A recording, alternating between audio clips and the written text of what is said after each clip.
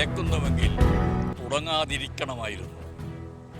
ഇനി മർദ്ദിതവർഗത്തിൻ്റെ വാൾത്തലയ്ക്ക് മുൻപിൽ വീണു പോകേണ്ടത് ജന്മിത്തമല്ല, ഭരണകൂടമാണ്.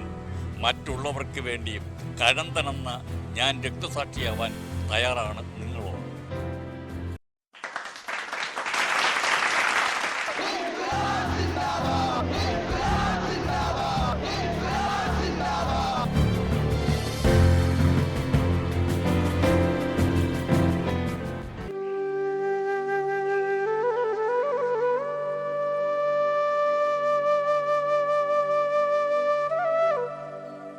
തളരാത്ത സമരവീര്യം കൊണ്ട്, തകർക്കാനാവാത്ത ഇച്ഛാശക്തി കൊണ്ട്, കീഴ്പ്പെടുത്താനാവാത്ത വ്യക്തിപ്രഭാവം കൊണ്ട്, താങ്ങും തണലും വഴിയും മൊഴിയും മാറ്റങ്ങളും സമ്മാനിച്ച് സ്വജീവിതം നമുക്കായി നൽകിയ ധീര രക്തസാക്ഷികളെ, കേരളം എന്ന സമരഭൂമികയുടെ ദീപ്തപൂർണമായ പുണ്യശോഭയുടെ സ്മൃതിയിൽ നിങ്ങൾക്കൊരായിരം പ്രണാമം.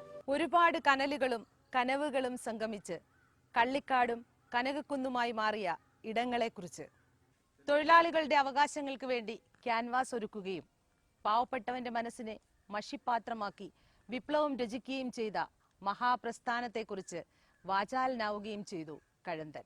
ഓർമ്മകൾ കൊണ്ട് വിപ്ലവവും കാലവും എഴുതിയ ആ മനുഷ്യന്റെ പുന്നെല്ലിൻ മണമുള്ള ചിന്തകളിൽ ഓലമേഞ്ഞ കുടിലുകളിലെ ജീവിതങ്ങളും മരത്തണലുകളിലെ ആൾക്കൂട്ടങ്ങളും നിറഞ്ഞു നിന്നു. ഈ ഭൂമി ഓരോ വിപ്ലവകാരികളുടേതും കൂടിയാണെന്ന് ഓർമ്മപ്പെടുത്തിക്കൊണ്ട് വിപ്ലവത്തിൽ നിന്ന് കാഴ്ചപ്പാടുകൾ പറയാൻ ആരംഭിച്ചപ്പോൾ ഞാൻ അദ്ദേഹത്തോട് ചേർന്നിരുന്നു. ടർക്കിഷ് വസന്തം പോലെയും ഫ്രഞ്ച് വിപ്ലവം പോലെയും കാറ്റിൽ അവ പല സ്വരങ്ങളായി ഒഴുകി. എവിടെ കാതുവച്ചാലും കണ്ണോർത്താലും കണ്ണീർ കഥകൾ മാത്രം. ഒറ്റയാന്റെ ചുവട്ടടി പിടിച്ച് നാട്ടിലേക്കിറങ്ങാൻ ധൈര്യം കാട്ടുന്ന കുട്ടിക്കൊമ്പനായ അടിയളപ്പനെ പോലെ കമ്മ്യൂണിസത്തിന്റെ ചുവട്ടടിയിലൂടെ മാത്രം നടന്ന ഒരു മനുഷ്യന്റെ കഥ. ജി രാജേഷിന്റെ അടിയളപ്പൻ എന്ന നോവലിലെ കഥാപാത്രങ്ങളിലൂടെ ഒരു സഞ്ചാരം. അങ്ങയുടെ ആദ്യ നോവലായ കടൽ ദൂരത്തിൽ നിന്നും അടിയളപ്പൻ എന്ന നോവലിലേക്ക് വരുമ്പോൾ അതിലുള്ള പ്രത്യേകത എന്താണ്? ആദ്യത്തെ നോവൽ പ്രണയം പ്രതിപാദ്യമാക്കിയിട്ടുള്ള നോവലായിരുന്നല്ലോ. അപ്പൊ അതിൽ നിന്നും അടിയളപ്പൻ എന്നുള്ള ഈ നോവലിലേക്ക് വരുമ്പോൾ എന്താണ് അതിൽ സ്പെഷ്യലായിട്ടുള്ളത്? വായനക്കാർക്ക് എന്ത് പ്രതീക്ഷിക്കാം അതിൽ നിന്ന്? കടൽ ദൂരം എന്ന് പറയുന്ന എൻ്റെ ആദ്യ നോവൽ ശരിക്കും പ്രണയമായിരുന്നുവെങ്കിലും അതിലൊരു വലിയ സന്ദേശം ഉണ്ടായിരുന്നു. പ്രണയം പരാജയമല്ല വിജയവുമല്ല, അതിൽ നിന്നും വ്യത്യസ്തമായി കുടുംബ ബന്ധങ്ങൾക്ക് പ്രാധാന്യം നൽകിക്കൊണ്ടുള്ള ഒരു തീമായിരുന്നു അതിൽ ഉപയോഗിച്ചിരുന്നത്. പക്ഷേ അടിയളപ്പനിലേക്ക് വരുമ്പോൾ എൻ്റെ നാടിനെ സംബന്ധിച്ച് എൻ്റെ നാടിലുണ്ടായിരുന്ന ഒരു 3 സംഭവങ്ങൾ, സ്റ്റേഷനാക്രമണം, തീവെപ്പ് സമരം, വെടിവെപ്പ് സമരം, അങ്ങനെ 3 സംഭവങ്ങളെ ഉൾപ്പെടുത്തിക്കൊണ്ട് ഏകദേശം ഒരു 100 വർഷ കാലയളവിൽ ഇവിടെ ഉണ്ടായ നവോത്ഥാനത്തിൽ കമ്മ്യൂണിസ്റ്റ് പാർട്ടി എങ്ങനെയാണ് ഇടപെട്ടതെന്നും, അതായത് അടിമത്തത്തിൽ ജീവിച്ചിരുന്ന ഒരു വിഭാഗത്തെ നവോത്ഥാനത്തിൻ്റെ പാതയിൽ കൊണ്ടുവന്ന് അവർക്ക് മാറ്റം നൽകി ജീവിക്കാനുള്ള അവകാശം നേടിക്കൊടുത്തത് ശരിക്കും പറഞ്ഞാൽ കമ്മ്യൂണിസമാണ്. ആ കമ്മ്യൂണിസത്തിൻ്റെ വളർച്ച, അത് എൻ്റെ നാട്ടിലുണ്ടായ മാറ്റം, അതിനെ അടിത്തറയിട്ട കരുണാകര സഖാവ്, PR, ജനാർദ്ദൻ സഖാവ്, അങ്ങനെ കുറേ ജീവിതങ്ങൾ, അത് യാഥാർത്ഥ്യവും അതിനപ്പുറം ഒരു ഫിക്ഷനോട് ചേർത്ത് ഒരു സെമി ഫിക്ഷനാണ് ഈ നോവൽ. ഈ നോവൽ നൂറ്റാണ്ടിൻ്റെ കഥയിലൂടെ എല്ലാ സംസ്കാരങ്ങളെയും കേരളത്തിലും ഇന്ത്യയിലും ആ കാലഘട്ടങ്ങളിൽ മാറ്റിക്കൊണ്ട്, അതായത് ലോകത്ത് പോലും സംഭവിച്ച റഷ്യയിലൊക്കെ ഉണ്ടായ മാറ്റങ്ങളെ പോലും പ്രതിപാദിക്കുന്ന എൻ്റെ ഏകദേശം 7 വർഷമുള്ള പഠനമാണ്. പഠനത്തിൽ നിന്ന് ഉരുത്തിരിഞ്ഞു വന്ന ഒരു സംഭവം എൻ്റെ ഭാവനയും കൂടി കലർത്തി ഒരു നോവലാക്കി മാറ്റിയെന്നേ ഉള്ളൂ. കരുണാകര സഖാവ്, ജനാർദ്ദന സഖാവ്, PR, ഒരുപാട് ധീരരായ യോദ്ധാക്കളുടെ ജീവിതം പറഞ്ഞൊക്കെയാണ് ശരിക്കും അടിയളപ്പനോട്. അടിയളപ്പനെന്ന് ഉദ്ദേശിക്കുന്നത് തന്നെ കാട്ടിൽ നിന്നും പുറത്തേക്ക് ഇറങ്ങി വരുന്ന ഒറ്റയാൻ്റെ ചൂട്ടടി പിടിച്ചു വരുന്ന കുട്ടിക്കൊമ്പൻ, ധൈര്യശാലിയായ കുട്ടിക്കൊമ്പനെ പോലെയായിരുന്നു അവരൊക്കെ ആ ഒരു കാലഘട്ടത്തിൽ. സ്വജീവിതം പോലും സമൂഹത്തിന് വേണ്ടി ബലി നൽകിയ, ഇപ്പോഴും ജീവിച്ചിരിക്കുന്നെങ്കിൽ അവരുടെ ജീവിതമാണ്, അവരുടെ സമ്പത്താണ്, സ്വത്തുക്കളാണ് മുഴുവൻ, അവരുടെ ആ യൗവനം പോലും ബലി നൽകിയ ഒരുപാട് ആൾക്കാർ. പുതിയ തലമുറയോട് നമ്മളിതൊന്നും പറഞ്ഞാൽ മനസ്സിലാവില്ല.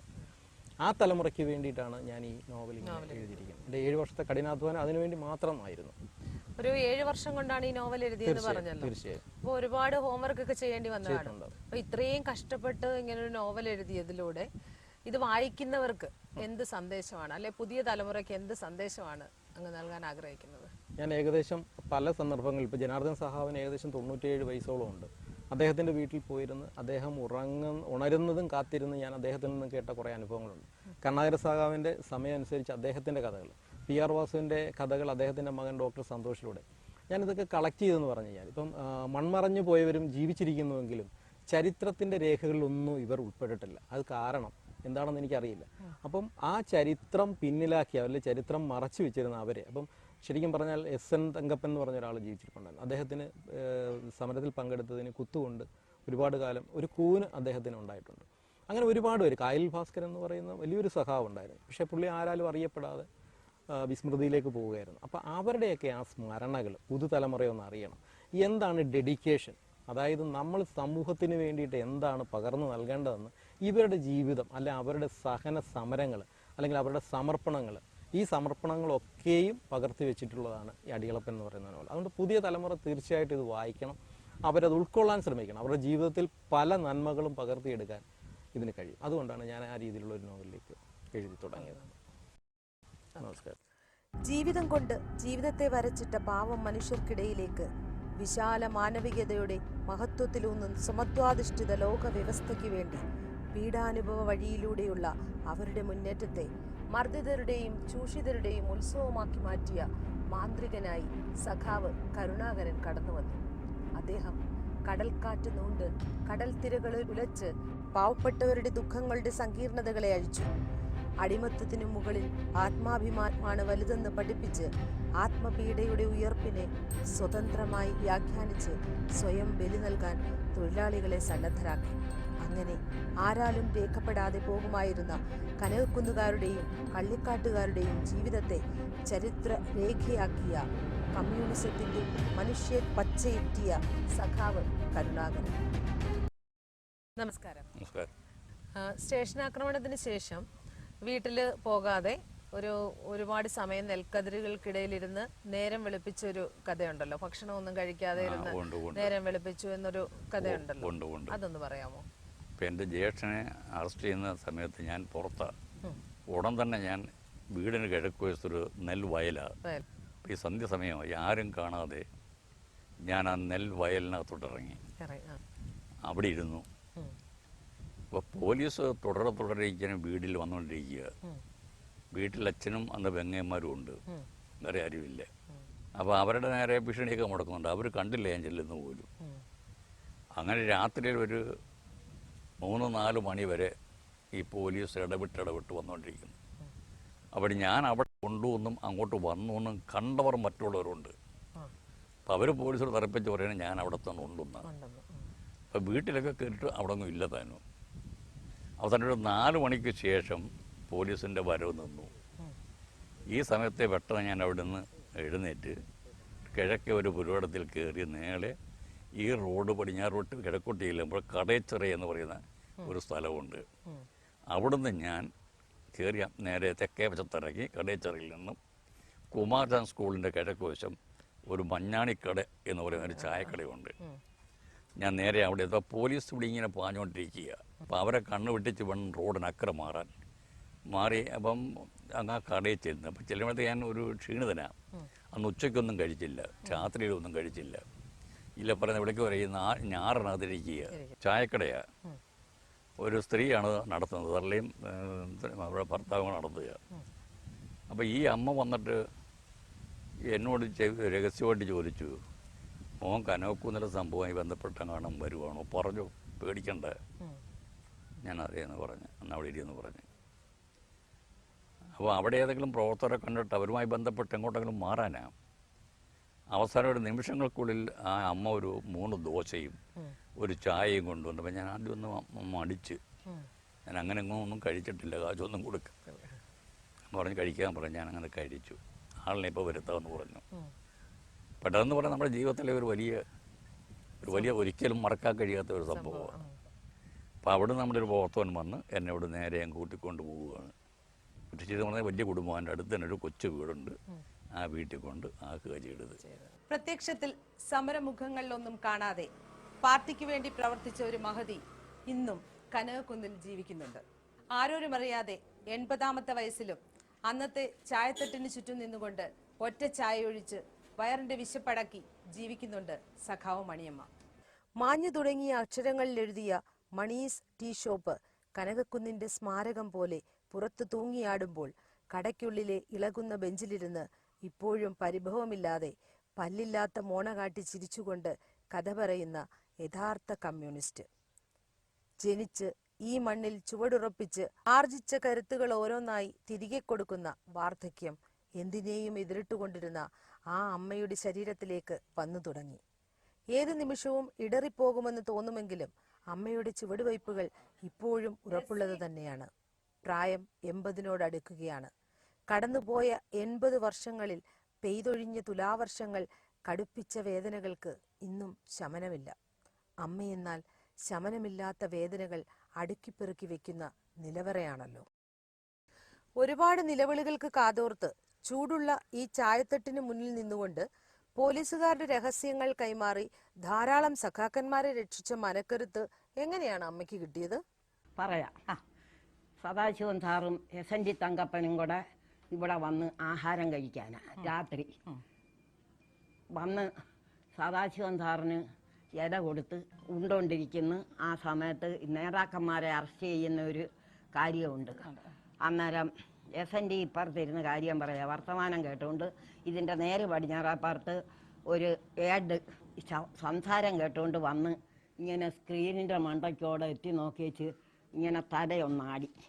ഞാനത് ശ്രദ്ധിച്ച് കണ്ടിട്ട് ഇയാളങ്ങോട്ട് ഷടൂന്നിറങ്ങി അങ്ങ് പോലീസ് സ്റ്റേഷനിലോട്ട് പോയ സമയത്ത് ഞാൻ ചോദിച്ചു, സാറിൻ്റെ പേര് കേസ് വല്ലതും ഉണ്ടോയെന്ന് ചോദിച്ചു. അന്നേരം പറഞ്ഞു, ഇല്ല മണിയമ്മേ, നേതാക്കന്മാരെ അറസ്റ്റ് ചെയ്യാനുള്ള ഓർഡർ ഇട്ടിട്ടുണ്ടെന്ന് പറഞ്ഞു. എന്നാൽ സാർ ഇനി തിന്നണ്ട, ഇന്നിക്കാൻ പറഞ്ഞു. SND മാറി ഇരിയടാന്ന് പറഞ്ഞു. ഇരുത്തി. ആ പറഞ്ഞ നിമിഷം ഞാൻ ഈ തീട്ടത്തോടാണിത്. ഈ തോട് ചാടി അങ്ങേക്കര കയറി തെക്കേക്കര കൂടെ പോയി ഏതാണ്ട് അര ഹർദാങ് ദൂരം കൊണ്ടുവന്ന് വിട്ടേച്ച് അവർ യൂണിഫോം ധരിച്ച് ഇതിനകത്ത് വരുന്നതിന് മുൻപേ ഞാൻ ഈ തോട് ചാടി ഇതിനകത്ത് കയറി ഇങ്ങനെ നോക്കിക്കൊണ്ട് SND തിന്നുന്നു നോക്കി നിന്ന്. ഉടനെ രാമേന്ദ്രൻ പറഞ്ഞൊരു സാറാ കയറി വന്ന്, ഇത് മണിയൊന്ന് ആരാ ഇരുന്നുണ്ട്? ഞാൻ പറഞ്ഞ SND. എന്താ സാറേ?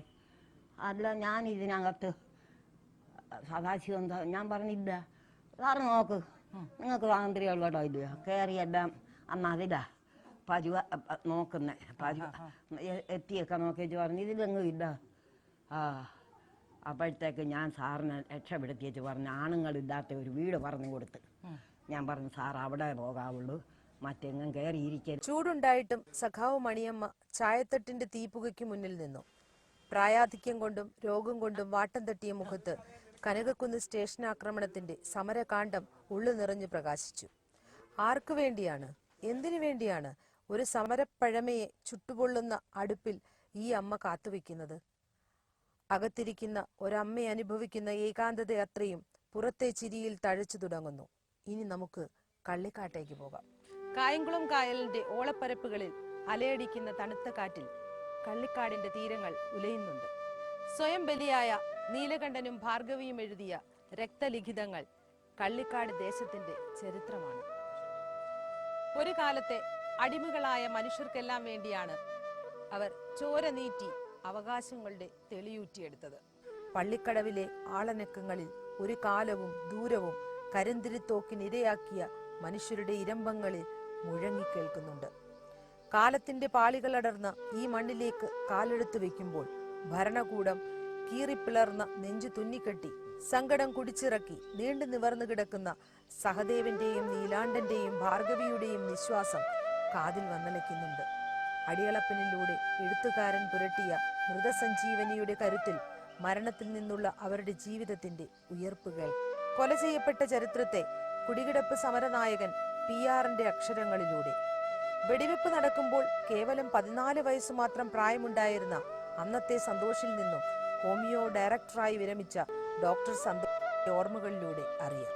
കനകക്കുന്നിൽ അന്നൊരു കൺസ്യൂമർ സ്റ്റോറിൽ നല്ലെണ്ണ വാങ്ങിക്കാനായിട്ട് പോയി തിരിച്ച് ഞാൻ വരുന്ന സമയത്ത് അന്ന് കൊച്ചുവേലി ആശാൻ്റെ വള്ളത്തിലാണ് ഞാൻ തിരിച്ചിങ്ങോട്ട് വരുന്നത്. അപ്പോൾ ആശാൻ വള്ളം വിടാൻ തുടങ്ങിയ സമയത്ത് അക്കരെയുള്ള ഒരു പാർട്ടി സഹ കൊണ്ട് ആശാൻ്റെ ഒരു കത്ത് കൊടുത്തു.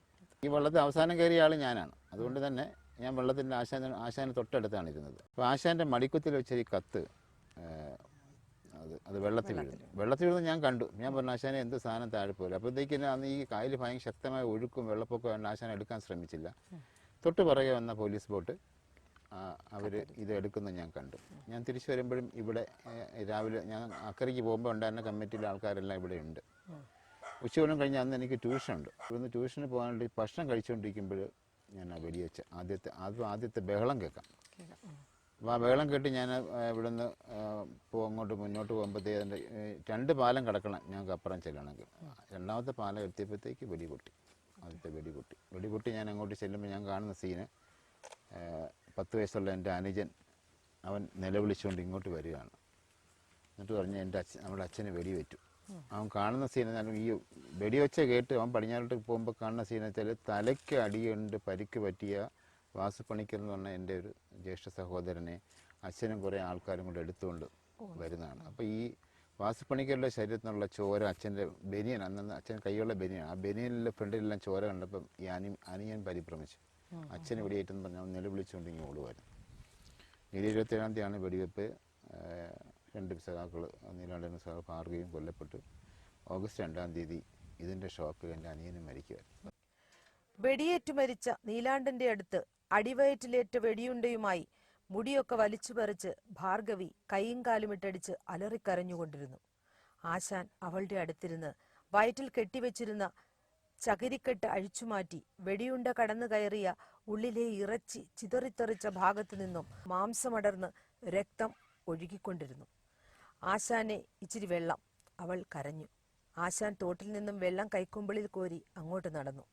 ആശാന് നേരെ തോക്കു ചൂണ്ടി ഒരു പോലീസുകാരൻ അലറി, ജീവൻ വേണേൽ ഓടിക്കോ. അടച്ചൊരു ശബ്ദം അത് നീലാണ്ടൻ്റെ നെഞ്ചത്താകുമ്പോൾ ആ വെടി നെഞ്ചത്ത് കൊണ്ട് നീലാണ്ടൻ വടക്ക് പടിഞ്ഞാറോട്ട് ഇങ്ങനെ കിടക്കുകയായിരുന്നു. അപ്പോൾ ഇവിടുന്ന് രക്തം ഒഴുകും. അപ്പോൾ നീലാണ്ടൻ മരിച്ചു കഴിഞ്ഞു. ഞാൻ ഈ ഭാർഗവി ചെന്ന് നോക്കിയപ്പോൾ ബീഭത്സമായ മുഖത്ത് നോക്കത്തില്ലായിരുന്നു. അത്ര പ്രാകൃതമായിട്ട്. എൻ്റെ ഉദ്ദേശം ആരെങ്കിലും അവരെ പിന്നെ സംരക്ഷിക്കാനുണ്ടായിരുന്നെങ്കിൽ അവർ രക്ഷപ്പെട്ടാൻ.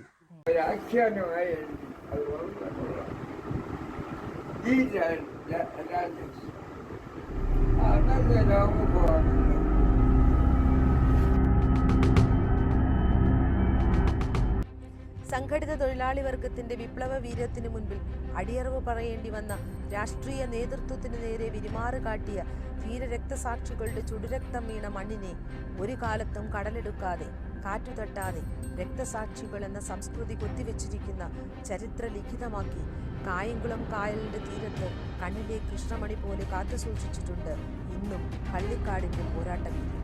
കാലം ചവറ്റുകുട്ടയിലേക്ക് എറിഞ്ഞ ആ സഖാക്കളുടെ ഓർമ്മകൾക്ക് മുൻപിൽ വിതുമ്പാതിരിക്കാനാവുന്നില്ല.